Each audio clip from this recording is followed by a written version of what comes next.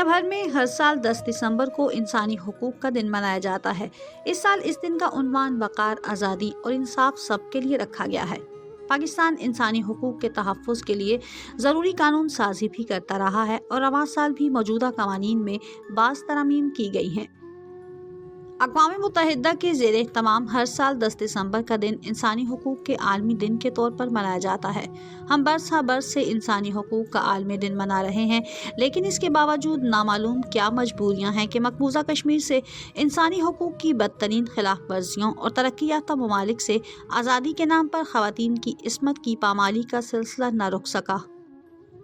ضرورت اس امر کی ہے کہ ہم غور کریں کہ کیا اس سال بھی انسانی حقوق کے عالمی دن پر محض تقاریر ہوں گی، پرجوش نعرے لگیں گے، اجتماعات منعقد ہوں گے، ریلیاں نکالی جائیں گی، دور جاہلیت کا موازنہ و مقابلہ دور جدید کے ساتھ کیا جائے گا، لیکن ہوگا وہی کچھ جو پہلے ہوتا رہا۔ سال کے 365 دنوں سے محض ایک دن انسانی حقوق کے لیے منا کر باقی 365 دن انسانی حقوق کی پامالی، دوسری عالمی جنگ کی بدترین تباہ کاریوں اور اس میں بڑے پیمانے پر انسانی حقوق کی خلاف ورزیوں کے پیش نظر لیگ آف نیشنز کو ختم کر کے اقوام متحدہ کا قیام عمل میں آیا۔ اقوام متحدہ کی انسانی حقوق کے چارٹر اور قرارداد کی روح سے دنیا بھر کے انسانوں کو ہر طرح سے حقوق، جن میں جینے کا حق، امتیاز سے پاک مساوات یا برابری کا حق، اظہار رائے کی آزادی، معاشی، سماجی اور ثقافتی حقوق جن میں روزگار، سماجی تحفظ، تعلیم، صحت، ترقی اور حق خود ارادیت اور دیگر حقوق شامل ہیں۔ اقوام متحدہ کے رکن ممالک اور انسانی حقوق کے چارٹر پر دستخط کرنے والے ممالک پر یہ لازم ہے کہ وہ اپنے شہریوں کو یہ تمام حقوق نہ صرف فراہم کریں بلکہ انہیں مقدم جانیں، لیکن اس کے باوجود آج دنیا کے بیشتر ممالک میں کہیں رنگ و نسل کے نام پر، کہیں ذات پات کے نام پر تو کہیں مذہب کے نام پر انسانی حقوق کی خلاف ورزیوں اور انسانی حقوق کی پامالی کا سلسلہ جاری ہے، جبکہ اپنے قانون پر عمل درآمد کروانے میں اقوام متحدہ کا کردار انتہائی کمزور ہے۔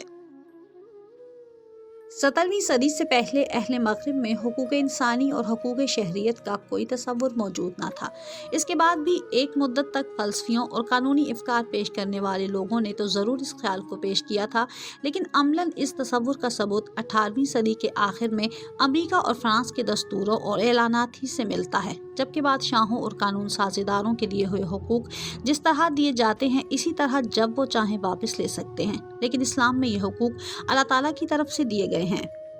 انسانی حقوق کے بارے میں اسلام کا تصور بنیادی طور پر بنی نوع انسان کے احترام اور باہمی مساوات پر مبنی ہے۔ اللہ رب العزت نے نوع انسانی کو دیگر تمام مخلوقات پر فضیلت و تکریم عطا کی ہے۔ اسلام نے تمام نوع انسانی میں رنگ و نسل، زبان اور قومیت کی بنا پر سارے امتیازات کی جڑ کاٹ دی۔